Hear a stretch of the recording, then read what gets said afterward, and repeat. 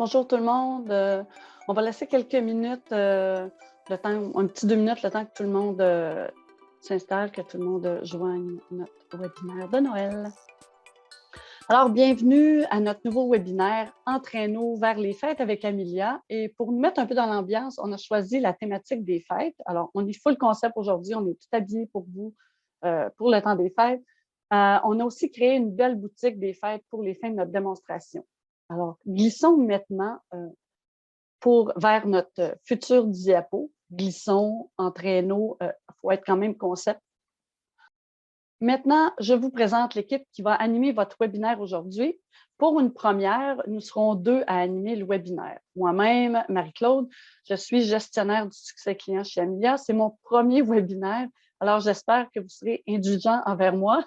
Ensuite, il y a Tristan que vous connaissez déjà puisqu'il anime les webinaires chez Amelia depuis belle lurette. Et finalement, Isabelle, que vous connaissez aussi, qui s'occupe de répondre à vos questions par écrit dans la boîte de questions à cet effet. Ce que nous allons couvrir aujourd'hui, comme je le disais, le webinaire va se faire en 2 parties. Ma partie, gestion de votre boutique, où on aura une visite guidée de la boutique. Nous verrons comment ajouter des articles dans votre boutique, configurer des étiquettes, faire le suivi des inventaires, configurer et gérer l'expédition, voir aussi comment suggérer des articles ou les rendre obligatoires à l'achat d'activités et comment faire la gestion des articles.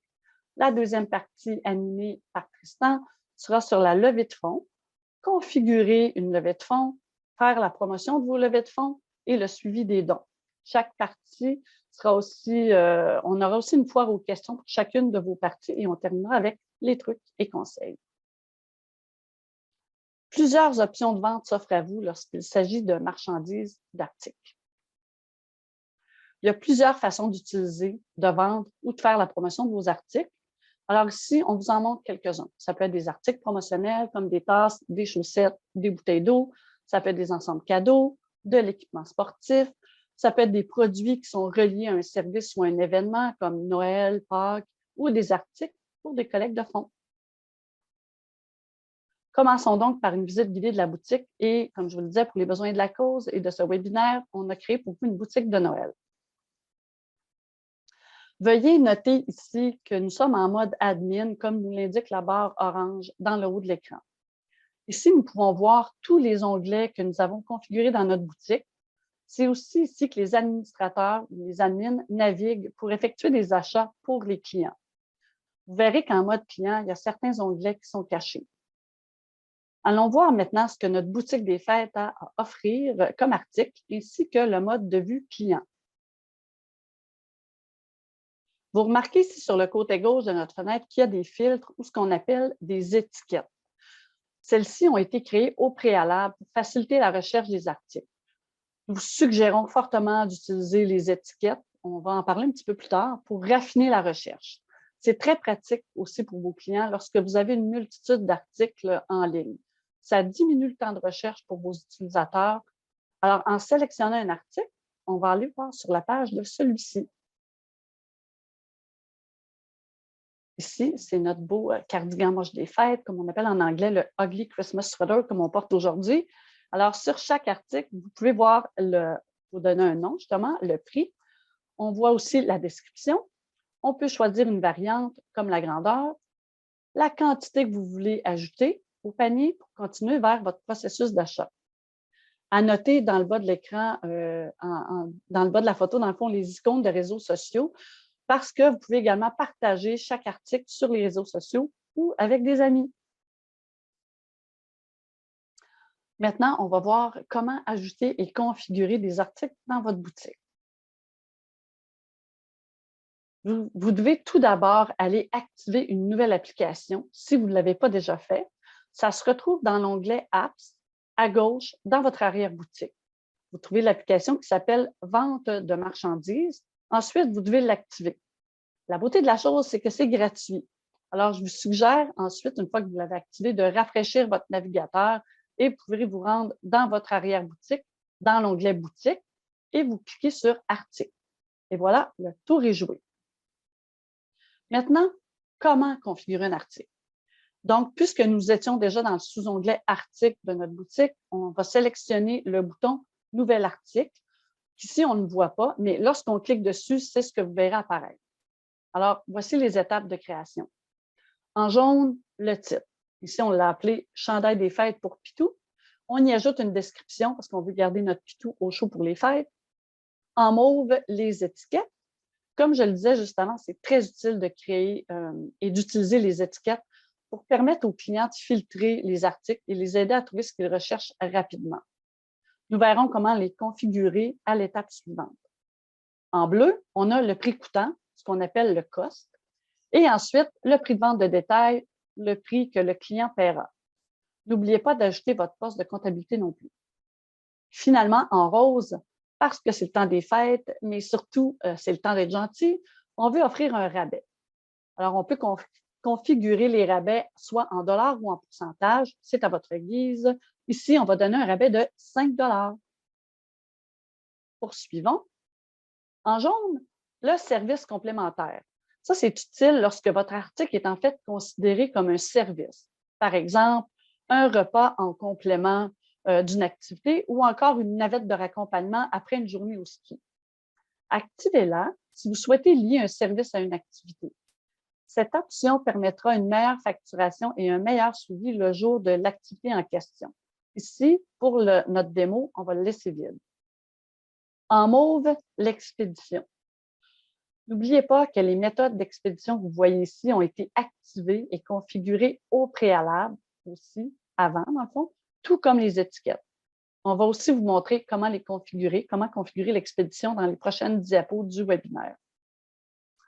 En bleu, on a les modes de paiement. Alors, comme toutes vos activités, vous devez choisir quelles méthodes de paiement sont acceptées dans votre boutique. Comme il est fort probable que vous voulez la rendre accessible en ligne pour tous vos clients, nous vous conseillons d'activer les paiements en ligne seulement, mais c'est notre suggestion. Vous pouvez au besoin configurer des paiements par versement sur des articles si toutefois vous avez des articles qui sont coûteux. Enfin, en rose, le suivi de l'inventaire. L'identifiant, lui, sert à reconnaître chaque article dans vos listes et vos rapports. Pour ceux qui ont des points de vente physiques, l'identifiant, ou communément appelé le SKU, est idéal pour scanner vos articles. Alors, simplement inscrire le même numéro, le même SKU que celui du code barre de l'article. Sinon, vous pouvez aussi inscrire le nom de l'article tout simplement. Le suivi des quantités, c'est pour déterminer si vous préférez obtenir un aperçu en temps réel avec les ventes ou simplement indiquer si l'article est toujours disponible ou vous avez aussi l'option « Jamais ». On continue. Les 4 dernières étapes maintenant. En jaune, l'affichage dans la boutique. Dans le fond, il faut décider si vous souhaitez garder l'article visible, le cacher ou le cacher lorsque l'article sera épuisé. En mauve, c'est la partie la plus fun. On choisit notre image qu'on va lier à notre article et on peut le rogner au besoin. En bleu, cette option vous permet d'associer à l'article présent d'autres articles obligatoires à l'achat de celui-ci. Par exemple, si vous voulez que tous les clients qui se procurent le chandail pour Pitou achètent aussi la tuque qu'il y a sur la photo, puisqu'il s'agit d'une parade des fêtes où tous les Pitous doivent être habillés d'un chandail et d'une tuque. Alors, vous ajoutez simplement la tuque comme article distinct, puis liez-la sous article obligatoire dans les configurations du chandail. Et voilà, la magie opérera d'elle-même. Finalement, en rose, les variants. On doit dire que les pitous, ça vient de toutes les tailles. Alors, vous songerez probablement à vendre le même chandail dans plusieurs grandeurs, en grand et en petit. Alors, vous n'aurez pas besoin de créer un nouvel article pour une simple variante de taille. On va ajouter une variante, vous allez la lier à un identifiant et une quantité également, et voilà, le tour est joué. Surtout, n'oubliez pas de sauvegarder le fruit de vos efforts. Alors, n'est-ce pas super beautiful dans votre boutique? Alors ici, on voit le rabais de 5 $ que nous avons appliqué. Donc, le chandail est maintenant à 13 $. On choisit la variante, la quantité et pour qui on achète le chandail pour Pitou. Maintenant, comment configurer des étiquettes telles que promis?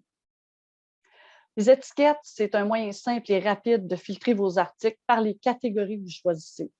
Elles permettent à vous, comme à vos clients, de retrouver efficacement ce qu'ils cherchent. Pour en créer de nouvelles, rendez-vous dans l'onglet « Compte ». Ici, on n'est plus dans la boutique, on va dans l'onglet « Compte », on fait changement, puis dans le sous-onglet « Étiquette » qu'on retrouve en haut à droite. le sous-onglet Étiquettes vous affiche toutes les étiquettes déjà créées et vous permet de les organiser. En cliquant sur « Ajouter une étiquette », vous serez invité à créer votre nouvelle étiquette en y attribuant un nom, en choisissant une couleur parmi la liste des couleurs offertes et à décider si l'étiquette est visible aux clients ou non lors de leur magasinage. Cliquez sur « Sauvegarder » pour finaliser. C'est aussi simple que ça. Un petit peu plus de détails sur les étiquettes. Comme je le disais, ça peut être utile pour vous, mais aussi pour votre client. Avec les étiquettes, vous pouvez tout filtrer par catégorie, les catégories que vous choisirez. Si vous vendez de nombreux types d'articles différents dans votre magasin, vous pouvez décider de créer des catégories aussi. Dans le fond, c'est ce qui sera utile pour vous simplifier la vie, ce qui fait du sens pour vous. Ici, on vous donne quelques exemples. Vous pouvez décider de mettre dans la même catégorie tout ce qui est disponible à l'expédition dans votre magasin. C'est un excellent moyen d'éviter les mauvaises surprises lorsque les clients finalisent l'achat.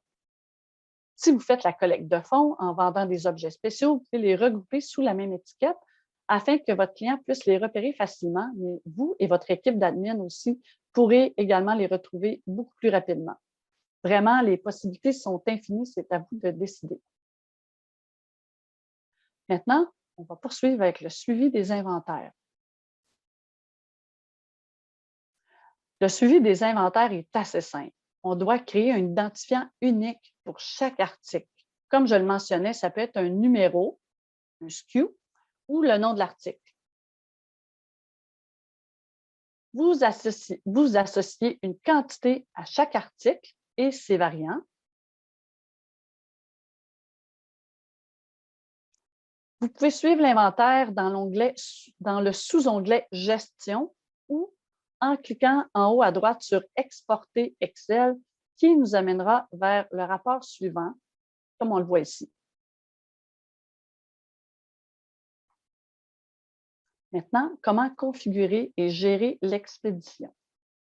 Ici, on a une petite vidéo pour faire changement.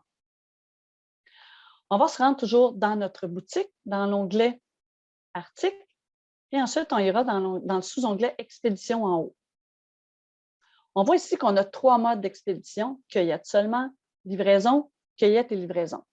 Si vous avez un endroit physique où les gens peuvent récupérer leur colis, vous pouvez choisir cueillette seulement. Si c'est parce que ça vous stresse de déterminer des modes d'expédition et de livraison, c'est vraiment facile, on va vous le montrer. Alors ici, nous, on a choisi cueillette et livraison. N'oubliez pas d'associer votre poste comptable. Et ensuite, évidemment, sauvegarder.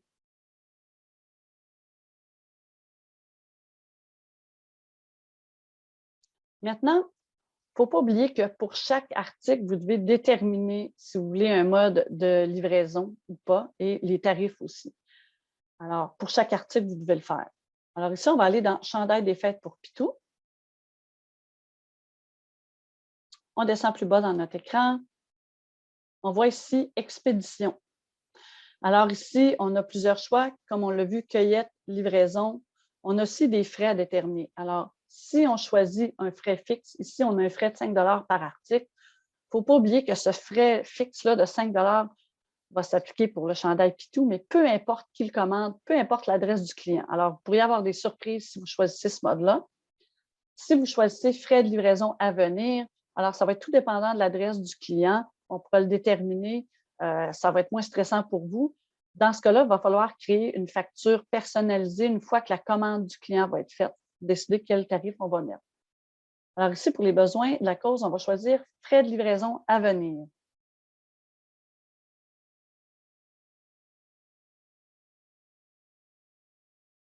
On a aussi les modes de paiement qu'il ne faut pas oublier. Ensuite, on retourne toujours dans notre onglet article. On va aller dans l'onglet commande pour faire le suivi. On voit ici qu'Olivier vient de faire sa commande. Il a choisi la méthode d'expédition livraison. On voit aussi que c'est nouveau parce qu'on vient de le faire. Et là, on a le petit crayon à droite sur lequel on peut cliquer pour ajuster le statut, modifier le statut. On a 3 choix. Bien, le nouveau, ça vient d'être fait. On a en cours, expédié ou ramasser. Ici, on veut commencer la commande. Alors, on veut entamer plutôt la commande. Alors, on va choisir un cours, on sauvegarde et on voit aussi la boîte de commentaires à droite avec le petit crayon où vous pouvez mettre tous vos commentaires pour rien oublier au niveau des paramètres de la commande. La commande est entamée. Maintenant, c'est le temps d'aller créer notre facture personnalisée. On y associe le type, on va écrire livraison, c'est plus facile de s'y retrouver. On met notre poste comptable et ici, on a mis un frais de 9,75 $. Et voilà, notre facture personnalisée pour Olivier, une fois que la commande est faite. Maintenant, on va voir comment on peut suggérer des articles ou les rendre obligatoires quand vos clients achètent une activité. Ajouter des articles, soit en suggestion ou obligatoire dans le processus d'achat d'une activité, c'est super simple. Vous pouvez reconnaître sur l'image que présentement, on est dans la page de configuration d'une activité. La partie à droite, c'est complètement au bas de la page, dans la section articles. C'est là qu'on va pouvoir configurer ces articles, les proposer ou les rendre obligatoires dans le processus d'achat. Vous pouvez sélectionner tous vos articles configurés selon deux options, comme je l'ai dit. Alors, en rose, ce sont les items qui sont suggérés. Dans le fond, on va proposer ces articles-là dans le processus d'achat, mais les clients pourront les ignorer. En bleu, à droite, on veut les rendre obligatoires. En sélectionnant ces articles obligatoires, ils vont être obligés de l'acheter pour l'activité. Seul un administrateur pourra ignorer ou passer outre cette obligation. Moi, j'ai décidé de les mettre suggérés. Alors, ici, on va dans mon exemple, comme ils sont suggérés, dans le fond, c'est suggéré comme idée cadeau dans le processus d'achat de mon activité annuelle d'échange de cadeaux, parce qu'on est toujours concept, n'est-ce pas? On voit ici que c'est possible d'ajouter nos items ou en bas dans le carré orange, ignorer et continuer notre commande. Maintenant, voyons comment modifier, archiver et dupliquer des articles.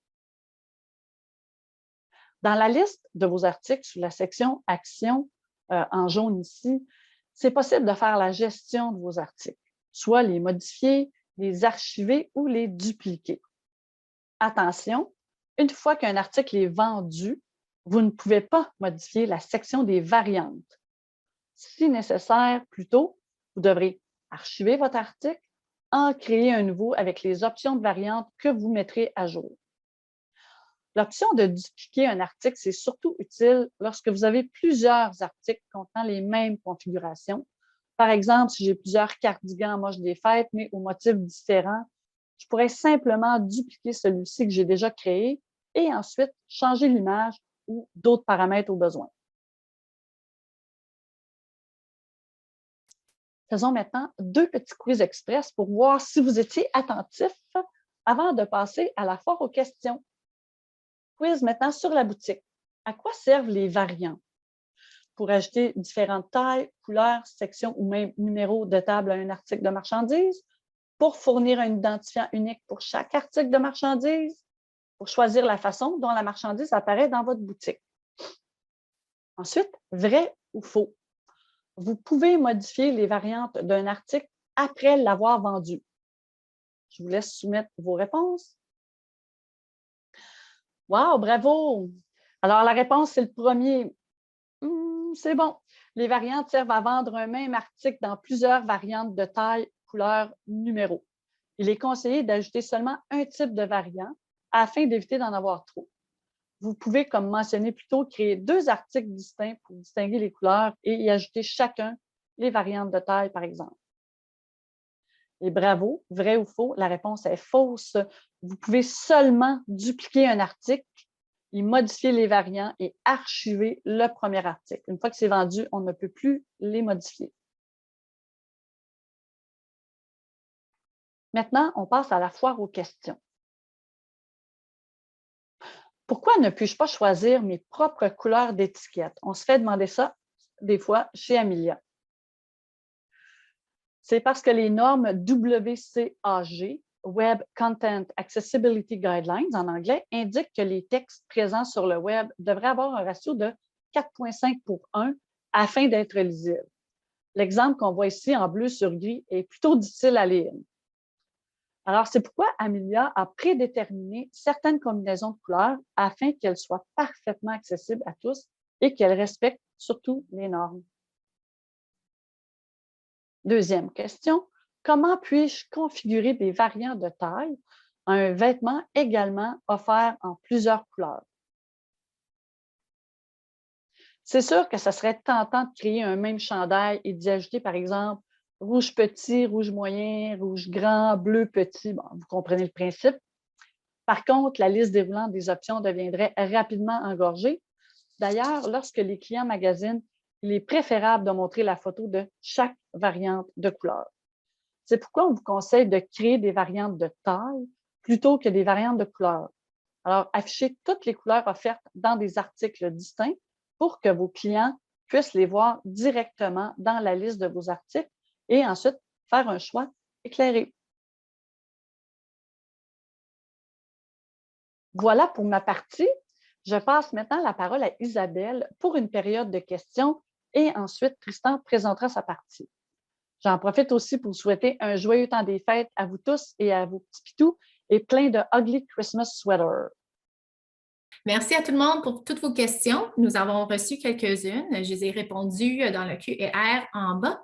Mais il va y avoir 2 questions que je vais répondre ici à vive voix. Alors, la première question est, puis-je utiliser les rabais habituels pour offrir des rabais à nos articles?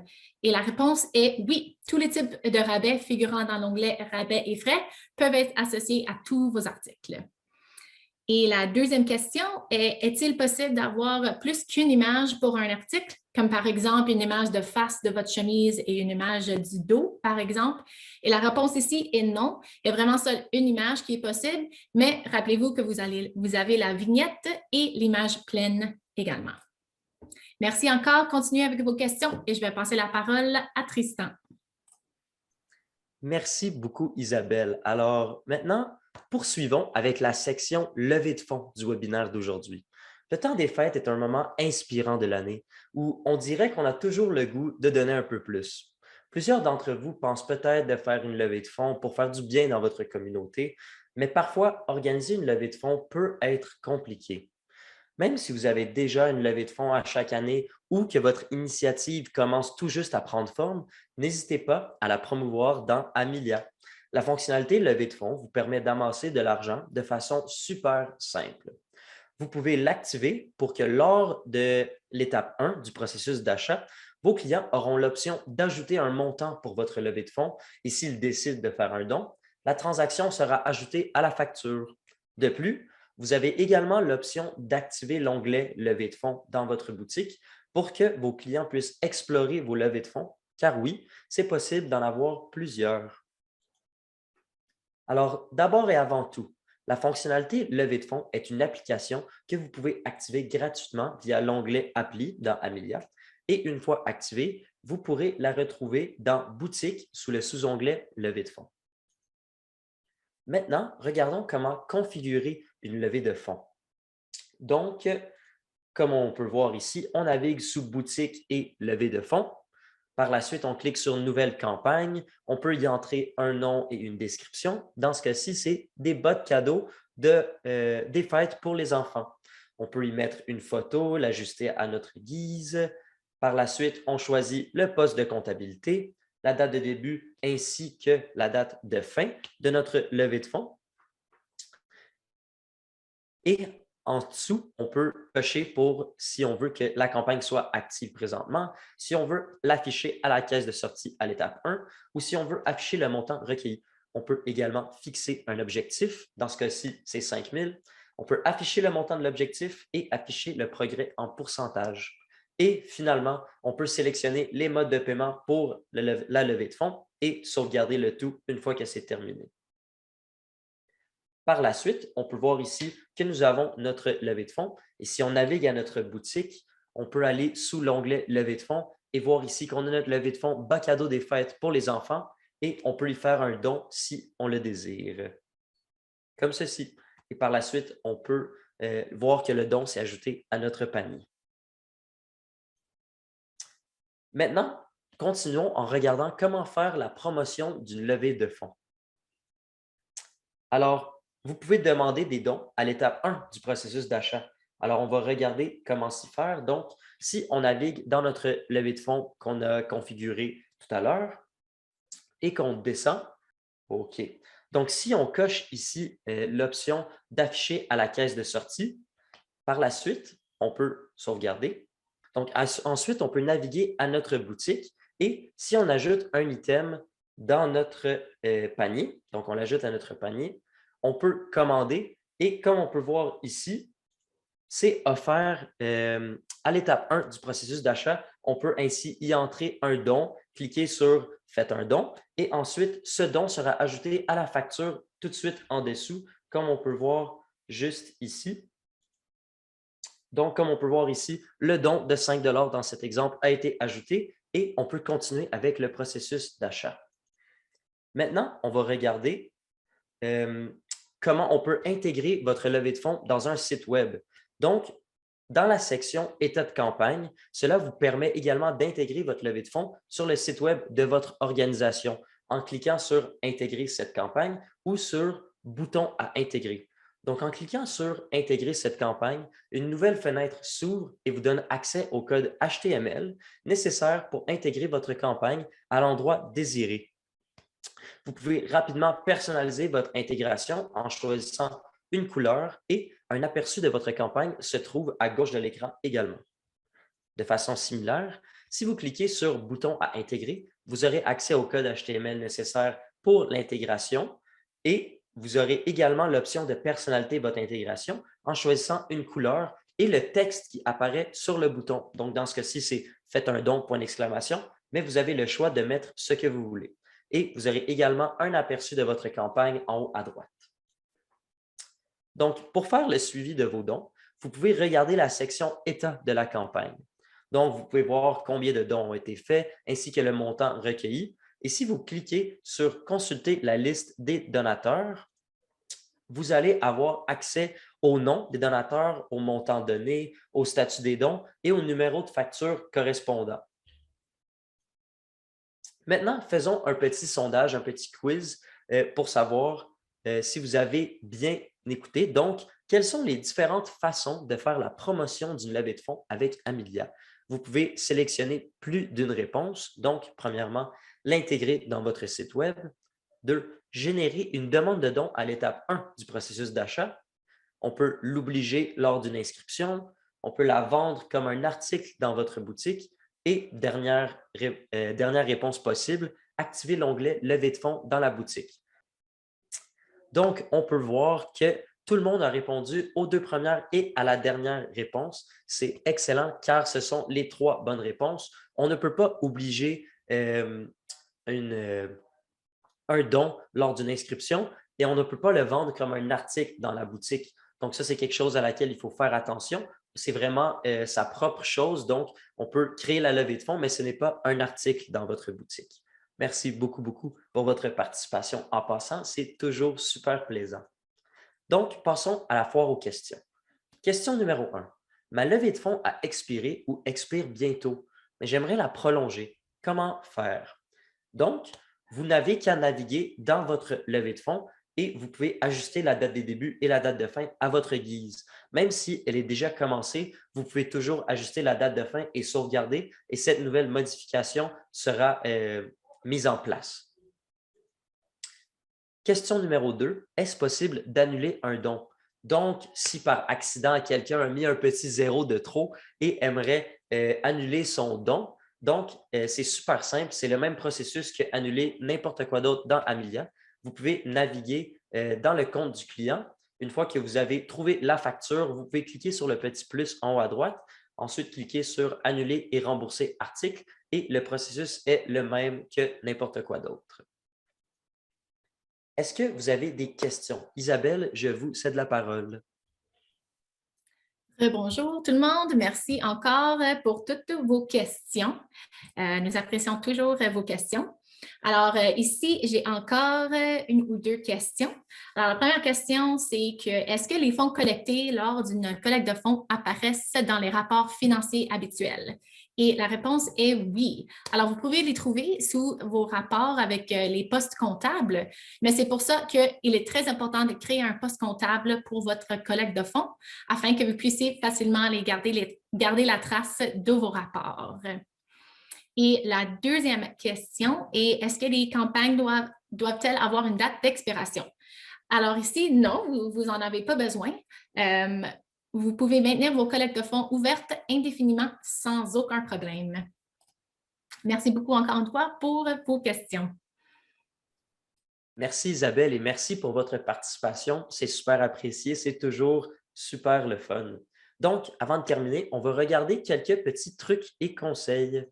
Donc, truc et conseil numéro 1. N'ajoutez pas toutes vos levées de fonds à la caisse. Nous vous recommandons de seulement mettre votre levée de fonds la plus importante pour essayer d'amasser la plus grande somme d'argent pour cette cause. Numéro 2. Configurez les bons paramètres pour votre boutique en fonction de vos besoins et ajoutez-y vos couleurs. Donc, pour s'y faire, vous pouvez naviguer au sous-onglet Réglages de boutique et ensuite, dans Personnaliser, vous allez voir vos options pour personnaliser votre boutique telles que les onglets visibles pour vos clients et les couleurs de fond et d'accent de votre boutique.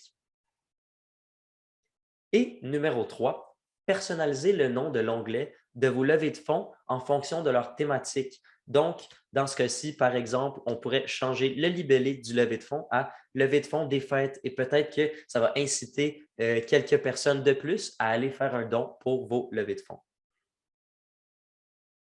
Donc, avant de conclure, un petit rappel que ce webinaire est enregistré et il vous sera envoyé par courriel avec les questions que nous avons reçues aujourd'hui et des articles utiles de notre base de connaissances. De plus, vous pouvez toujours chercher des articles dans notre base de connaissances vous-même en cliquant sur la flèche bleue en bas à droite et en utilisant la barre de recherche. Si vous ne trouvez toujours pas ce que vous recherchez, n'hésitez pas à nous écrire à l'équipe de support. Il nous fera un plaisir de vous aider. Donc, merci pour votre temps aujourd'hui. Nous espérons que vous allez passer un excellent temps des fêtes avec votre famille et on se voit en 2022. Au revoir, bonne journée.